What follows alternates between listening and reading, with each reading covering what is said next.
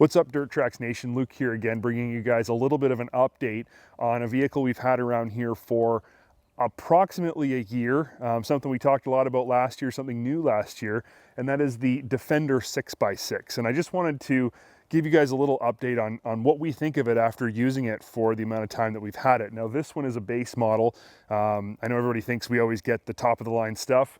I guess arguably a Defender 6x6 is pretty top of the line, but this is the base model, so it doesn't have all the fancy bells and whistles, but it is a Defender 6x6, and I'm super excited about this vehicle. I've really enjoyed using it. So I just wanted to kind of walk around quickly and show you guys some of the things that we've learned about it, some of the things we've done with it, and how it's worked for us.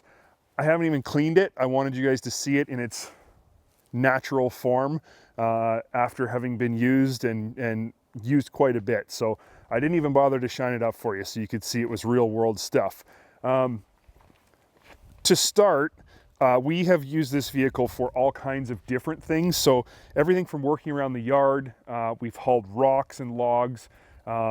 It's been on the trail, it's hauled our camera gear. It's been used just for trail riding, but not as much as, you know, some of the other vehicles that we've got are, because it's so long and only has three seats technically, but it hasn't been used a lot for that. But a few things we've noticed. So first of all, the cab of this vehicle is extremely comfortable, and for the stuff that we want to do, it works really, really well. Being able to flip the seats up has allowed us to put large items in the cab beside the driver when it's just one person. It also gives us lots of room to put the dogs, and the dogs can jump in and sit on the floor while we're out doing whatever we're doing in the bush, and that's been really handy. The one thing I have never really liked that much is the netting. A half door would be a lot more functional and easy to use, but this one being solid mounted right here is actually pretty usable and easy. Even this little rubber thing here is what you need to hold on to when you clip it in, and it clips in nice and solid, and it's easy to use. So getting in and out when you're doing a lot of work, this is a pretty good net system.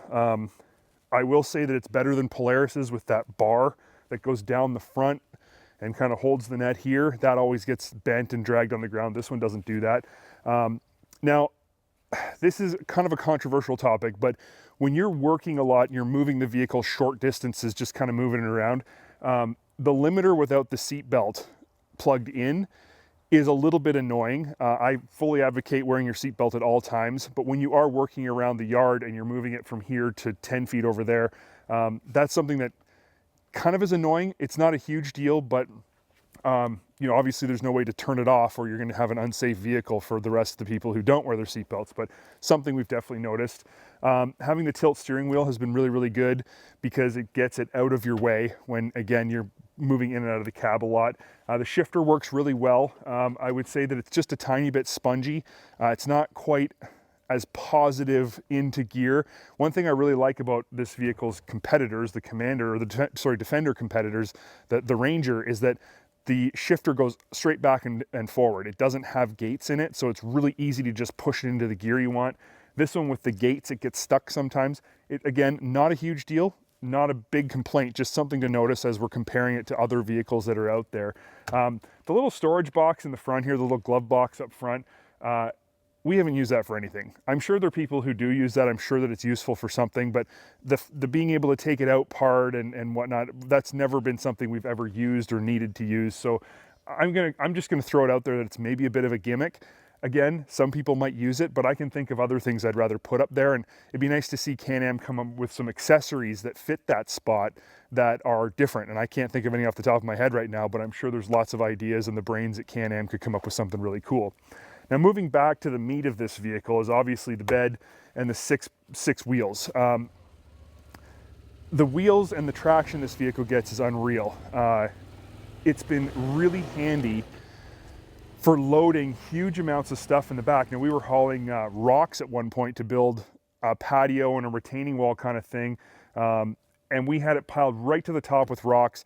The vehicle squatted right down, but it handled it no problem. Unlike a four-wheeled vehicle with the shorter box, it tends to get really nose heavy when you load it that far down. This one didn't get nose heavy really at all. I mean, the front was definitely lighter, but it wasn't feeling like it was lifting the front wheels. So carrying super heavy weight is really, really good in this vehicle. And I know that it's meant for that, but you just don't think about how that weight and the length of the vehicle is going to affect when it's loaded, how it handles, and how it feels. And it really, really works and feels really good. The tires on here haven't worn much. We're using it mostly off-road, so they don't show any wear, but they've given us excellent traction everywhere we've needed it. And we actually, this is a true statement, have got compliments from people on the wheels. I said in my walk around before that I really like the wheels and they're pretty awesome, and people have obviously noticed that. We even up here have got some rock rash from being in the woods on this one, so you know it's been used properly. The arched A-arms have worked really well for us, but we haven't been in situations where they've been super, super necessary. And just being honest, we haven't used it that way yet, though we will this year for sure. Moving on to the box though, excuse me, this box is functional more than just being big. Because it's long, now that's a size thing, but it's not just that it can carry physically more stuff.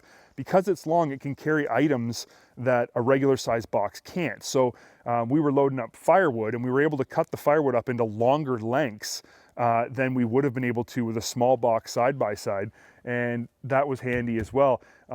Being able to dump it this steep is something that really helps when you're hauling gravel and sand and stuff, which we have also done with this, because it dumps completely out of the box and doesn't leave, you know, that usually that little bit at the end that just won't come out, or stuff stuck in the front. That doesn't happen with this. It all comes the whole way out. So that's been really nice. Now, I will say that we haven't removed the sides. We haven't needed to. None of the stuff we've done with this vehicle has required us to take the sides off. I would say that it's a pretty specialized scenario that you would need to do that. There's very specific users who are going to need to take the sides off for very specific reasons. For the average person, the sides probably won't ever come off, and we haven't needed that. But knowing that they can, if we ever did need it, that's kind of handy, and it's nice to know it's there. It's certainly a feature that it has that you wouldn't want it to not have, but it's not something that we found we use for our day-to-day stuff. So that's interesting. The tailgate here is really, really good. And I got some comments in my walk around video about how I was able to open it one hand, even though it's not a one hand opening tailgate. And these latches are very positive, and they never pop open. You know that they're closed. It's one thing about a one hand tailgate. Even when you slam it, sometimes you just don't have 100% confidence that it's latched in fully, and sometimes it's not. With this system, there is no questions about it. It is locked in, and there's been a lot of weight pushing against this tailgate and some of the stuff we've done with it, and it's never obviously come undone. It's impossible. So that's been good. One thing I want to address about this vehicle, because it was something I talked about in my walk around, and I think it's something a lot of people had questions about and were wondering about, the fact that it doesn't have turf mode. Now, at first I thought, okay, maybe they could have a special edition that has turf mode. I said it was an expense. That was the reason Can-Am didn't do it, and that was what they basically told us, is that it had to do with money.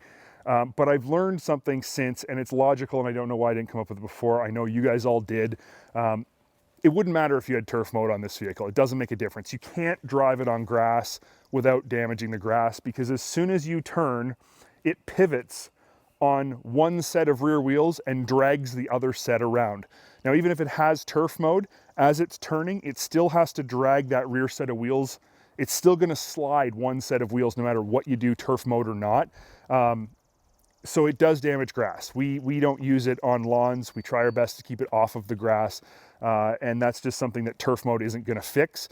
So my opinion now is that this vehicle probably doesn't benefit much from turf mode. Maybe it could. Maybe there are scenarios where it would actually help for other reasons, but in terms of making this a usable vehicle on turf, it's not. So don't anticipate that you're going to be taking this on your beautiful lawn and doing lawn work. I would suggest not, unless you're going straight in and backing straight out. That's the only scenario you can use it that way for. But that was something I thought was really interesting. In terms of the overall vehicle, we've had no problems with it whatsoever. It hasn't hiccuped. It hasn't given us a single issue. We really haven't had it long enough to say that that's a long-term review, but in terms of a new vehicle and the initial build, this is one of the very first ones that was built. No issues whatsoever. So that's been kind of nice, and nice to know that Can-Am's build quality is, you know, still right up there. Anyway, that's really the review I wanted to give you guys. Just a quick update in terms of our usage, how we've used it, what we've done with it, and the things that we've noticed that we've liked, things that we noticed that are maybe a little bit quirky or annoying, and things that we think could be changed or we like how they are. That's it. We have a lot more stuff to do with this vehicle. We've got a lot more testing. We're going to be using it all summer, putting, I'm sure, big miles on it this summer with all the places that we want to go with it. And it's going to get worked really, really hard. And I have full confidence that this vehicle is going to handle it and take it like a champ. So anyway, that's our update. That's all I got for you guys for today. I hope you like these videos. A little bit different format here, and also a little bit different video, not just a walk around, but kind of a after use update. So we're going to try and do some more of these as well for you guys. But anyway, Fender HD 10 6x6, been a great vehicle for us, and one that we hope to keep in our fleet for a very long time. If you guys like this video, please click the like button. If you haven't already, make sure you subscribe to our channel so you get updates whenever we bring in new videos and new content. And it helps us out big time and keeps you updated so you never miss something. So thanks for watching, and we'll see you next time.